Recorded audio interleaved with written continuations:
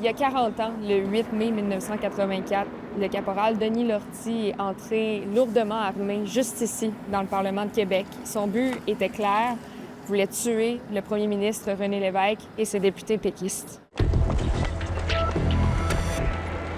Bruno, les députés ne siégeaient pas cette journée-là, donc on peut dire que c'est un carnage qui a un peu été évité, mais tout de même 3 personnes qui ont perdu la vie. Et depuis, la sécurité, c'est le jour et la nuit au Parlement. Oui, parce qu'avant, tout le monde pouvait entrer. C'était la maison du peuple. C'est encore la maison du peuple. Tout le monde pouvait entrer comme il le voulait dans l'enceinte. À cause de cet événement-là, depuis ce temps-là, la sécurité a été lourdement renforcée. Il y a des agents de sécurité partout, des gardes du corps partout. Et puis moi, je viens ici à peu près une fois par semaine depuis 20 ans. Puis à chaque fois, on doit quand même valider ma sécurité avant d'entrer. Puis c'est tout ça en lien avec ce qui s'est passé le 8 mai 84.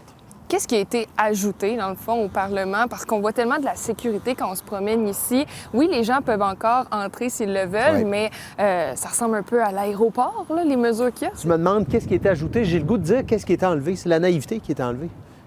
Les gens, à l'époque, ne croyaient pas que ça pouvait arriver ici. Je regarde les émissions d'archives, puis on dit « Ah, mon Dieu, on voit ce genre d'événement-là partout dans le monde. Jamais on aurait cru que ça allait arriver chez nous. » C'est arrivé.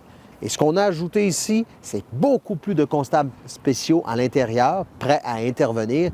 Et systématiquement, toutes les personnes qui entrent à l'intérieur du Parlement doivent montrer patte blanche. Puis ce qui est triste dans ça, c'est que les 3 personnes qui sont mortes, c'est 3 personnes qui étaient malheureusement au mauvais moment, au mauvais endroit. Ils n'avaient absolument rien à voir avec la politique. C'était 2 coursiers puis un employé du directeur général des élections parce qu'on était à l'étude des crédits du DGEQ à ce moment-là.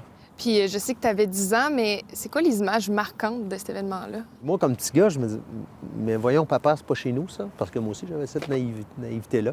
Moi, en tout cas, ce qui me reste en tête, c'est de voir des civières qui sortent du Parlement, notre Parlement à Québec, puis avec des dizaines de policiers armés autour de cet édifice-là. Ça, on dirait que c'est resté marqué.